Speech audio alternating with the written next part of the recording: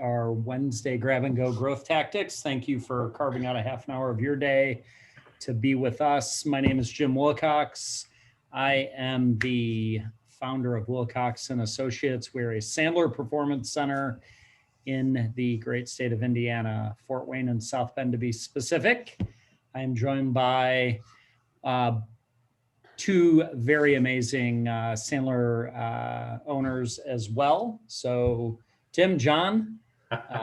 Good, Tim. Almost as good as me. We'll just put it that way. almost, but not quite. Totally kidding. Oh, good Lord. I'm Tim Berry. I own the Sandler Performance Center in the Republic of Texas, specifically the Fort Worth area, and happy to be here as always. And let's segue into that handsome guy in the middle, John Vanderslice. I love that intro. Keep that up, Tim. Always. Yeah, thank you. So I'm John Vanderslice, and I also have a Sandler Performance Center here in southern New Jersey, probably about 15 miles outside of Philadelphia. So a lot of times people think of New Jersey, they think of New York. Southern New Jersey, much, much closer to Philadelphia. So happy to be here also, and glad to see everybody again this afternoon. There you go. Excellent. All right. Today's topic, role play as a coaching tool. So if you are new to the Grab and Go Growth Tactics webinar, we always ask you to get your chat fingers warmed up. Today will be no different. We're going to lead with a question for you, which is, how often do you incorporate role play selling scenarios with your team or as an individual? How often do you role play different scenarios? So throw some comments in chat. How often do you do this? Tim, John, we role play constantly in our world. Is that a fair statement? Yeah, sure. I think it's great practice. Yeah, pretty much every day, right, Jim?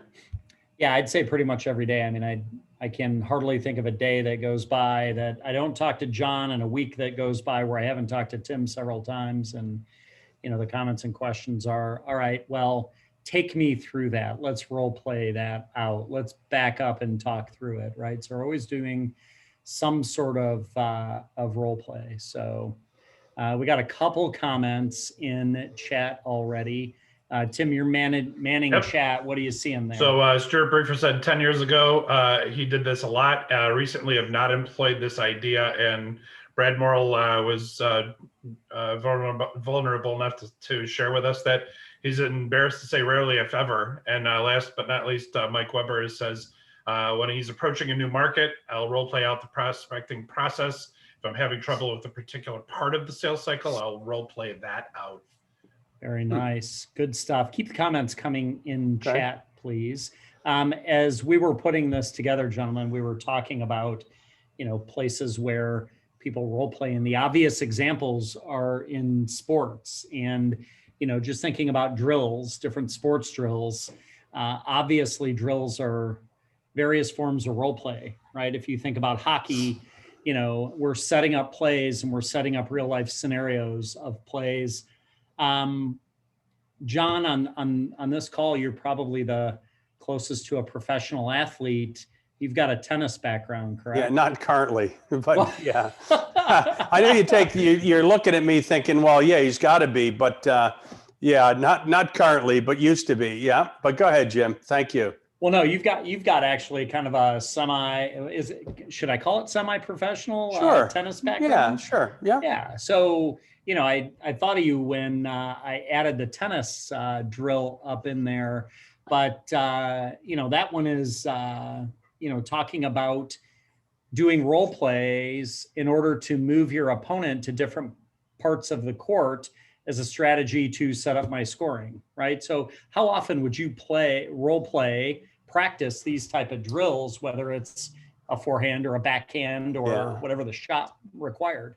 So I started playing tennis when I was really young, and I was fortunate I had a coach, and I was in a program they called a Gold Cup team, and got to practice. So I practice every day. I mean, I practice every single day, and we practice, stroke development and a lot of things. But in this example of role play, when I was young, I used to be very, very fast, very quick on my feet. And so it was a strength of mine that what I would do in your example on the screen there is I would try to move my opponent to a part of the court so I could exploit my speed and get a competitive advantage on the court. So I think in specific examples of what may happen in a match, depending on who I was playing, it was absolutely critical because I didn't want any surprises, because much like, and we'll talk about this, I'm sure, we always say sales is a slight edge game. And the difference between at a high level in anything that we do, it's a slight edge. So not being prepared was not an option. So role playing, different types of scenarios in this was absolutely critical. And it's no different today in my business than it was then. But it really gave me a nice preparation because I was used to it. Yeah, I think, if you look at this, take any of the sports that are up here, right? We've got soccer, we've got hockey, we've got basketball, baseball, football, golf, and tennis represented up here, just to name a few. But Tim, when you think about professional athletes and doing drills or role playing, they probably just do it one time, right? Heck no. So just even in the concept of being a role on an NFL football team, for example, your receivers actually count out the steps hundreds of times. They do walkthroughs, and then they do it at slow speed, and then they do it at higher intensity, and then they do it full speed, and then they do it with defenders. And so they do this thing over and over and over again until you can do it in your sleep. When you're dreaming about how fast you're going to come off the line, where you're going to make your cut, and where you're going to look for the ball and turn over your shoulder to look for it. Those things are practiced hundreds and hundreds and hundreds of times until it becomes an absolute instinct. You can do it in your sleep without even thinking about it. Mm-hmm. And I think that leads to this slide that talks about amateurs and how they practice differently than professionals. And, we like the three of us, and hopefully it's okay to speak for you too, but we consider ourselves professionals, right? And so we practice so that we cannot get this wrong. I mean, internally within Sandler, we have a Friday morning role play session where it's just rapid fire role plays, because we've got to have our skills in order. I mean, we sell on a daily basis, so our skills should be at the highest level possible, right? So we, like John said, we want to develop that slight edge, right? We don't want to get it wrong at all. But what does this slide say to you guys? Yeah, I mean, I think it's the same thing. I mean, I don't know why you wouldn't want to do it, really, because we've all had, days where, we're kind of feeling it, right? Yeah. And we get it right and everything's flowing and it's going great.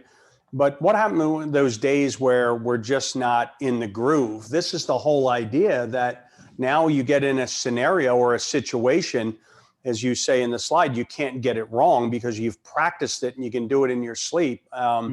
It's, I think it's very relevant in sports, but in this case, in business, again, I just don't know why you wouldn't want to do it. Why not give yourself that advantage so that you don't get caught in a situation where you're flat-footed and unfamiliar, and then you're just knocked sideways. So you have to have a plan, right?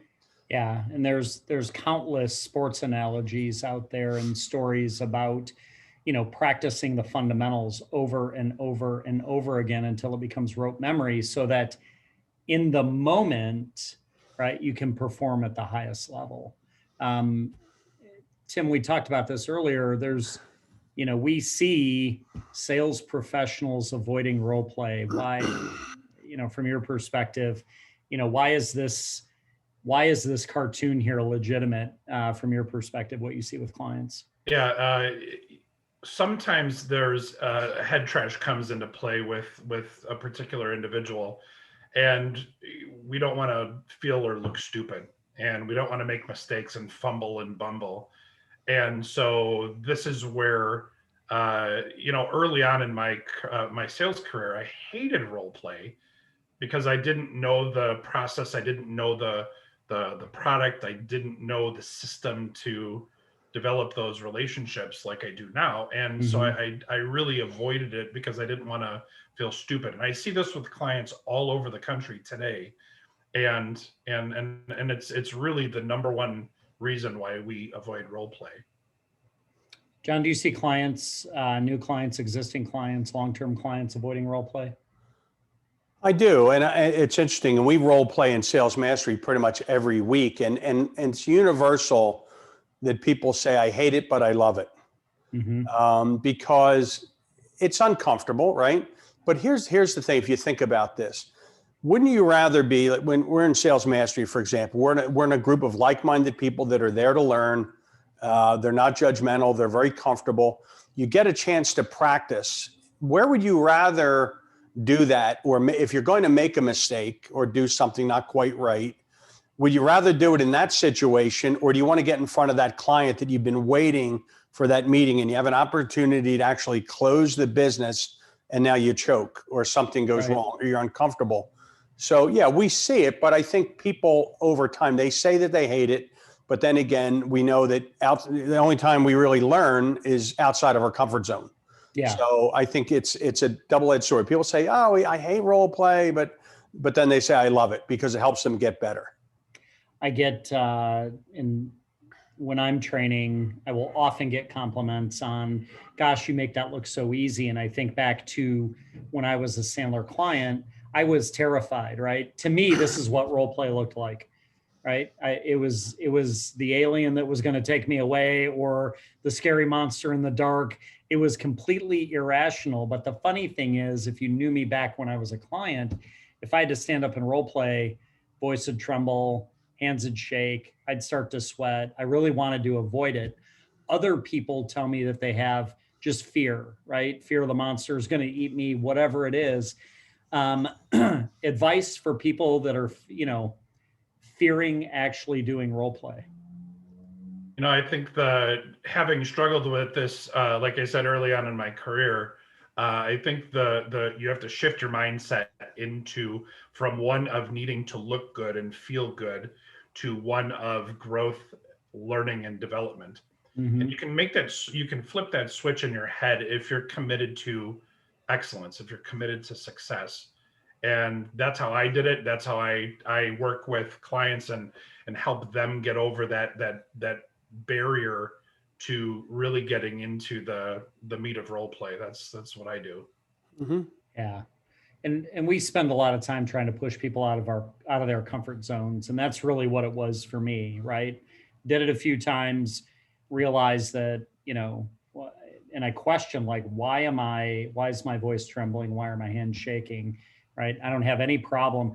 It's funny because I could role play from a seated position for hours and never think about it. The moment I stood up, right, then I had this weird anxiety. So I had to get out of my comfort zone to change that. So let's pretend that, we can overcome that as individual performers. Where do you see, from a manager or leadership perspective, where do you see it going sideways? I think there's a lot of ways. I mean, sometimes if it starts badly, it ends badly. Can be in the setup. We don't really come up with a relevant example. But I think the area that it goes wrong the most often is we take it in the middle of the role play and turn it into a training session. We don't play out the role play. I think you have to do the role play, and then it's our job as a leader or a manager to critique after. Not in the middle and say, no, hold up, man. Wait, don't do that, or that's not right. You're there to, as a coach or a leader, you're there, you really want to see it. And a lot of times I'll see people, we do a role play. I have one client that does this to me constantly. He's getting better at it. And I'll say, okay, Brian, let's role play it. Tell me exactly what happened. And we go through it and I'll say, okay, do you think it would have made a difference if you did this? And he said, well, I did do that. I said, okay, well, let's do it again. But give it to me exactly as it happened. And we do it again. And I say, okay, do you think if you had done this, what do you got a different? Well, I did it that way. And I said, Brian, you got to give it to me exactly, right? But so I think, the idea is we have to listen and really hear how it is, and then turn it into a coaching moment. But I think interrupting in this is a problem that I see. Yeah. Tim, do you see it go sideways with managers, leaders, or even on the rep end? Do you see it go sideways? Yeah, sure. It's almost a natural thing, and it does take some discipline as the coach. We've got to be aware of how we're going to help develop our people. And so by doing stuff like interrupting them to salve our own need to rescue the person we're coaching, we're really doing them a disservice. Because really what this is about helping them grow. And so at the end of the day, we really need to be focused on, letting this thing play out, not interrupting, not rescuing them when they get stuck. And I think maybe the biggest piece is, a lot of times I've seen in the past when we role play, the person that the salesperson will want to tap out in the middle because they get uncomfortable. And I think we've really got to be disciplined as coaches to make them feel safe enough and courageous enough to continue to push through that, because there's going to be spots in the real world where we're going to feel uncomfortable in front of the client, and we've got to push through that as well. And so, well, you can't tap out there, right? You can't tap out in front of a client. You can't tap out in front of the client for sure. Right. I see it from the perspective when it goes sideways. I see it, and you kind of alluded to this a little bit, Tim. If I'm doing something to get my own needs met, right, I've got to have a high degree of self-awareness as a manager. But, role play, and this is important to keep in mind, role play is not about me getting my needs met, and it's not about the way that I would do things. So I see a lot of managers that a role play would start, and they would say, "Whoa, John, time out, right? You can't start the conversation that way. Let me show you how to do it." Well, that's not fair on either side, right? John doesn't need to sound like me, and I've really got to let John struggle through it so that he learns through the process. So those are some ways that I think that, and good examples, guys, of how from a management perspective we can let it go sideways. And even to Tim's example, right? If I'm the participant in the role play, tapping out doesn't help me. I've got to be okay, kind of struggling through it. And there's a lot to unpack here. As a manager, I probably got to set the stage to say, look, it's okay, right? If you struggle, keep going. We'll figure it out when we get to the end of it. But let's talk about over the time that we have left, let's talk about a couple ways that we as leaders can set up role play success. Number one, obvious, but I don't always see it when I witness role plays, is we've got to pick a real world scenario. Well, why it seems so obvious, but why do we need to say it, John or Tim?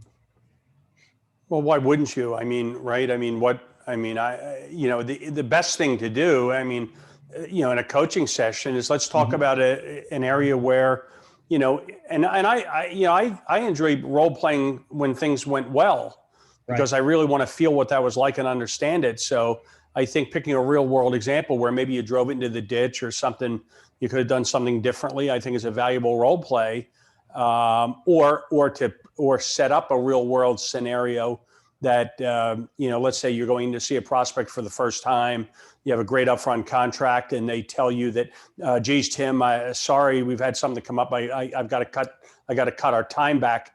So what would that sound like, right? And set up those real world scenarios that you're likely to run into. I think it just makes sense. Yeah. From my perspective, I think that we've got to be real world, because you can't develop slight edge, right, advantage by picking things that aren't going to be real world. I can't make it too easy on you. I've got to challenge you a little bit. It's not always easy being in front of the prospect. The other thing that I would say is, from being a Sandler client and having the blessing of working in an organization that was all in, right? We role played pieces and parts of what we were learning, right? We wouldn't role play an entire sales call necessarily. We worked really hard to perfect our upfront contracts. We worked really hard to perfect our questioning strategies and our ability to listen. So breaking up those role plays into very specific pieces so that we could develop that slight edge, I think, played really well into what we were doing. Jim, that's a good thought. And as I look at in the chat, Mike Weber made a great point, and I think this is huge. Is the biggest miss in role play is role plays are too easy many times just for the sake of getting through it, and this is why again in the beginning you might have to start out with some training wheels and just get used to getting the words out of the salesperson's mouth in the first place. So it might be a little easier in the beginning, but as you pick the real world scenarios, I've always found it wonderful to pick a specific scenario where it came off the rails. So then we can replay it and replay it and replay it, and we can perfect the talk track and smooth out that process. Yeah, I think that brings up another good point that we could probably do an entire session on, but we've got to remember that our role as a manager is a development of the person in front of us. Role playing is not a check the box exercise, right? It's not, hey, Tim, that sucked. Get it better next time. We'll see you in a day, right? It's about the development of people. So that's probably an entirely separate grab and go. John, you said this earlier, we got to role play from start to finish, right? Why do we need to allow the role play to progress and end before we begin to give our critique? Well, much like what you just described, right? I mean, when we go through a scenario, we're not going to role play the whole sales call, but you don't get to tap out, or the prospect doesn't stop, or you don't say, hold on a minute, let me go back, let me rewind, do that again. Now, maybe we do that. Sometimes that is actually something to do in a sales call, but you want to make it real. So you pick what this scenario is and you play it all the way through, so you can get a result that you can then critique. Yeah. You don't want to chop it up and stop in the middle, and it just doesn't, it's not efficient. Exactly. We want people to struggle. It sounds counterintuitive maybe to some, but I want, when I'm coaching with somebody, I want them to struggle through it, right? If we're doing role play, when I'm training, I want people to struggle through it, because that sets up our ability to learn. And, I think the graphic says it all here, right? Fail means first attempt in learning. Right. And it will be beneficial. The next one is to debrief, right? And this is really our coaching moment. So I'm curious, because we all do it slightly different. Tim, John, chime in. How do you guys debrief, or how do you recommend that, a manager on this call might go through a debrief with, after witnessing a role play? Good, Tim. Yeah, I use the tried and true method of we call it the well better method, and as you provide feedback to your coachee, you say, okay, here's what went well, and here are the things that could be better, and I found that this is a non-threatening way to provide them with feedback and still hold their identity in place, because a lot of times I've seen salespeople are just exhausted at the end of a sales role play, and so you put them back together with some well better. That's what I've used successfully for years now. Mm-hmm. Yeah, and I do similarly. I mean, I guess, and we talked about this one other time, where I call it well differently, and I don't mean well differently. So why look at it this way? It says that coaching is a little bit about self-discovery, or a lot about self-discovery. So I ask the question, rather than me say, this is what I think you did well, here's what I think you could do better, I'll say, what do you think went well? And then I'll say, now, what do you think you could have done differently? Not what you've done wrong, because I find a lot of salespeople and a lot of business owners will say, I got to figure out what I did wrong. What did I do wrong? Well, you didn't do something wrong. I mean, you go out on the street, whack some poor old lady over the head and steal her purse. That's doing something wrong, right? I mean, that's wrong. But making a mistake in a sales call you're not doing something wrong. It's what could you do differently? So that self-discovery of what do you think went well? What do you think you could have done differently? Mm-hmm. I think has been really helpful for me. I love the simplicity of that. From my perspective, my debriefs come straight out of my background in clinical medicine, but, it's taking a look at what went well. So similar to you guys, right? Why did it go well? Was there anything we can pinpoint so that we can replicate that success? Mm-hmm. And then what could have gone differently? So whether it's better, right, or not, or just differently, what could be different there? And then why do we say that? Why could that have gone differently? And then what do we need to change in order to facilitate that? Right. And then I can evaluate, is that an actual process change? Is that a mindset change? And then let's role play that out from there. Right. Which speaks to kind of the last slide, that we've got to do it and then do it again and again and again. Right. The drills. So John, talk a little bit about, the drills and the practice, and, when you're talking about moving your opponent to different areas of the court, that's not a one and done thing, right? No. That and other things. I mean, it's I think back, the last competitive tournament I played in at a very high level, where I basically decided to retire from what I was doing. I played a guy's name, Umbertus Hoyt is his name. He now heads up Nike in Europe, and he was ranked 101 at the world at the time. And we had practiced together all week. And what were you ranked? What were you ranked? Well, he was ranked 101 in the world. We'll just say that. So very good. I was up there, but yeah, not in the top 100. So we had practiced together all week. And the thing that I found in our match, it was the longest match I'd ever played. It ended up being 3 hours and 42 minutes. He beat me in straight sets, 6-3, 6-3, 6-3. But I can remember it so distinctly. Everything, when it came to a critical point, he just didn't miss. I mean, I could give him a window this big to pass me down the alley on my backhand side, and he would make that shot every time. I mean, he just didn't miss. When the match was over, he came up and he shook my hand at the net, and he said, "The reason I won and you lost is I practice 4 hours every day and you don't." Wow. And I'm the kind of guy that I enjoy winning, but I hate to lose. Yeah. If I think I could be more prepared, and I want you to think about this in your sales career. Do you love to win or hate to lose? I hated to lose. So if I'm beaten because they're better, I'm okay with that.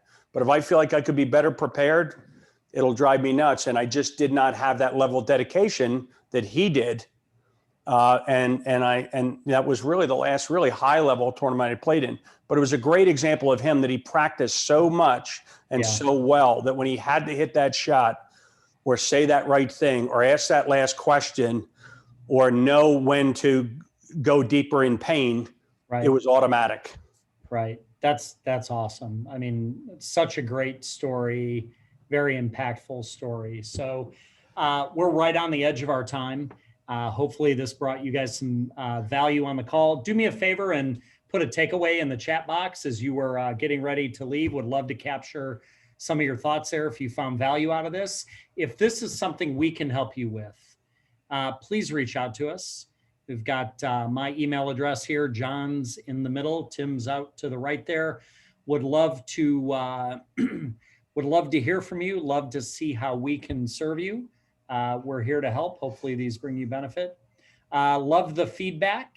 And Brad, nope, we don't just shout that sucked and turn it off. We do it over and over and over again. So absolutely. So Tim, John, appreciate you guys. Another great call in the books here. Awesome. We'll see you guys.